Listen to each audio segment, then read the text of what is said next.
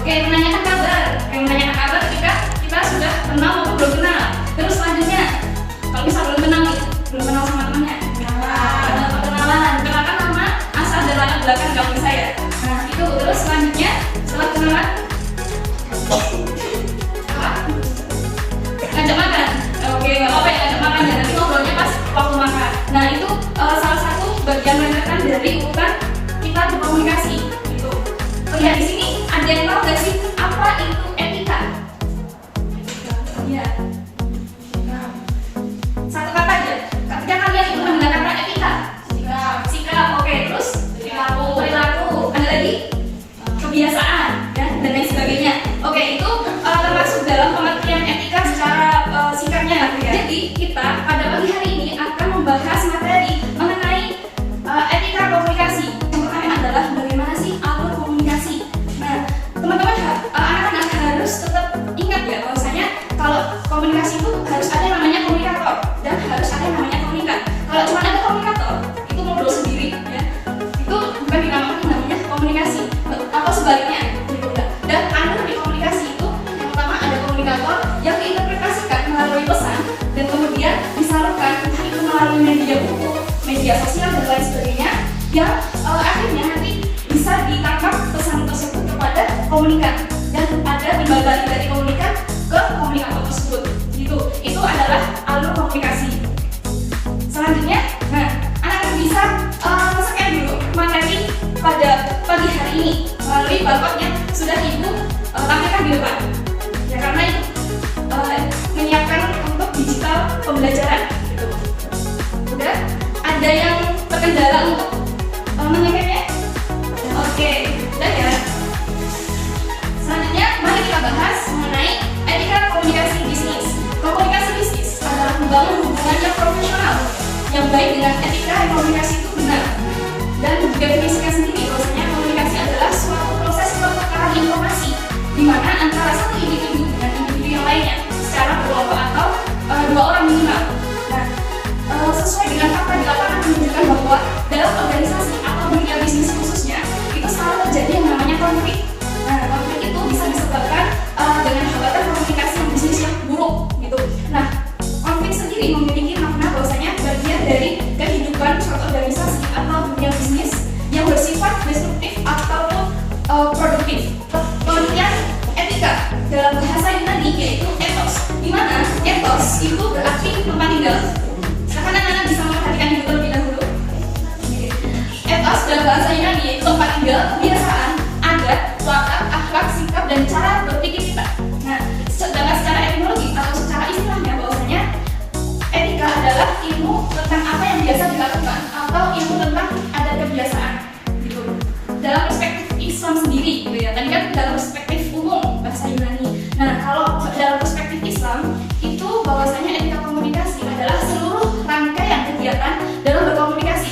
Itu harus menggunakan prinsip-prinsip syariah yang berlandaskan atas Al-Quran dan hadis. Nah, di dalam etika komunikasi ada yang namanya 5 aspek. Ada REACH. Nah, untuk R sendiri, kita itu harus respect, memiliki kerespekan pada komunikan. Ya, kita harus menghargai lawan bicara kita. Kemudian memiliki empati, terus audible sebagai pendengar yang baik. Kemudian quality dan humble. Kita itu harus humble. Ya, jangan cuek dan kritis kepada si komunikan atau lawan bicara kita. Nah, di sini ibu mau tanya kepada anak-anak semuanya, ada yang memberikan satu contoh bagaimana cara kita untuk misal bertanya kepada guru melalui via chat. Alurnya apa aja? Ada yang tahu? Ya, yang pertama mengucapkan salam terlebih dahulu. Kemudian yang kedua meminta maaf. Terus perkenalan. Oke.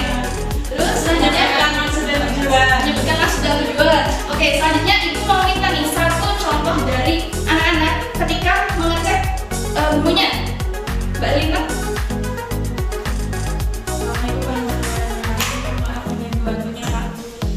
Saya Erwintan Alvin ingin dengan NIM A210000012 ingin bertanya mengenai pembelajaran micro teaching besok apakah dari atau luring ya Pak? Oke, itu salah satu contoh bagaimana kita berinteraksi dengan guru ya, memiliki yang namanya sopan santun gitu ya. Nah, kita juga harus memperhatikan yang namanya waktu juga juga ya, kalau mau menghubungi guru itu harus melihat waktunya, harus dalam jam kerjanya. Jangan mengecek guru itu di jam 11 malam, jam 10 malam, jam 2 pagi. Itu jangan ya, karena itu bakalan mengganggu yang namanya istirahatnya dari guru. Nah ini kita sudah selesai. Kita akan membahas mengenai studi kasus. Nah, studi kasus yang berada di negara Hong Kong, Taiwan, dan Singapura, yang dimana waktu itu gubernurnya yang namanya Mr. atau Indomie lah. Anak-anak ada yang tahu? Nah, kalau betul kita simak video yang satu ini.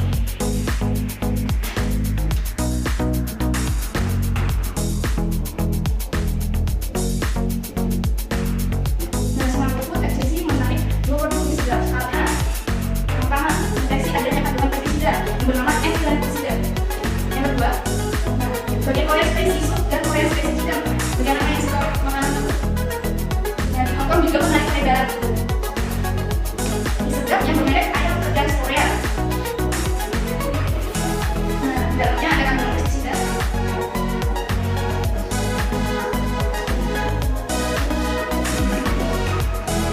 Nah, itu dengan negara Taiwan, mereka juga menemukan kandungan pestisida di dalam Indomie. Jadi, anak harus berhati-hati ketika mengonsumsi Indomie dan pestisida. Terima kasih sudah membenarkannya.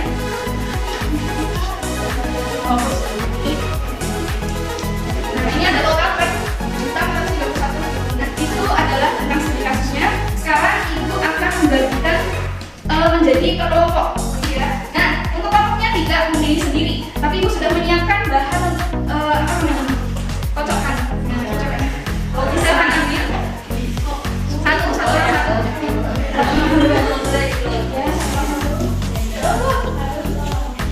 Oke, nanti yang dapat nomor 1 nanti bergabung sama kelompok yang lain. Nomor 1 juga, nomor 2 juga, dan seterusnya.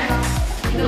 Nah, untuk tugasnya anak-anak bisa membuat yang namanya kesimpulan atau saran dari permasalahan yang sudah ibu tampilkan di layar. Ibu beri waktu 20 menit. Oke, waktunya sudah habis. Silahkan Mbak Linda mewakili kelompok berapa? 2. Bisa maju ke depan untuk menyampaikan dari kasusnya. Saya akan membacakan kesimpulan dari kasus diskusi pada hari ini. Kesimpulannya, etika bisnis dalam perusahaan memiliki peran yang sangat penting, yaitu untuk membentuk suatu perusahaan yang kokoh dan memiliki daya saing yang tinggi serta mempunyai kemampuan menciptakan nilai value yang tinggi. Diperlukan suatu landasan yang kokoh. Biasanya dimulai dari perencanaan strategis, organisasi yang baik, sistem prosedur yang transparan, didukung oleh budaya perusahaan yang andal, serta etika perusahaan yang dilakukan secara konsisten dan konsekuen. Seperti pada kasus Indomie, masalah yang terjadi dikarenakan kurangnya pengetahuan dan informasi mengenai kandungan-kandungan apa saja yang terkandung dalam produk Indomie tersebut, sehingga Taiwan mempermasalahkan kandungan nikotin yang ada dalam produk tersebut. Padahal PPOM kandungan nikotin yang juga berada di dalam kecap dapat dalam kemasan mie instan tersebut. Kadar kimia yang ada dalam Indomie masih dalam batas wajar dan aman untuk dikomunikasi. Selain itu, standar di antara kedua negara yang berbeda, Indonesia merupakan anggota Codex Alimentarius Communication, dan karena Taiwan bukan merupakan anggota Codex, sehingga seharusnya produk Indomie tersebut tidak dipasarkan ke Taiwan. Oke, kita beri tepuk tangan untuk teman-teman anak-anak. Oke, silakan Arifah bisa duduk kembali. Terima kasih, Bu. Oke, selanjutnya ada yang mau menyampaikan saran terkait video yang sudah ibu tampilkan? Mbak Wanda, silakan. Saran bagi perusahaan Indomie sebaiknya memperbaiki etika dalam berbisnis. Harus transparan mengenai kandungan-kandungan apa saja yang terkandung dalam produk mie yang mereka produksi, agar tidak ada permasalahan dan keresahan yang terjadi akibat informasi yang kurang bagi para konsumen tentang makanan yang akan mereka konsumsi. Oke, kita beri tepuk tangan untuk semua. Silakan bisa duduk kembali. Oke, jadi itu ya kesimpulan dan saran terkait permasalahan atau problem di video yang sudah ditampilkan tadi. Nah, selanjutnya ibu akan memberikan post test. Ya, siap-siap post test bagi tadi yang sudah memperhatikan. Silakan bisa men-scan berikut. Nah, ini ibu ambil dari World Game. Nah, silakan bisa di-scan dan dikerjakan di Android-nya masing-masing. Ya, ada kendala? Oke, tidak ada ya. Kalau tidak ada, silakan bisa dikerjakan. Oke, udah semua ya.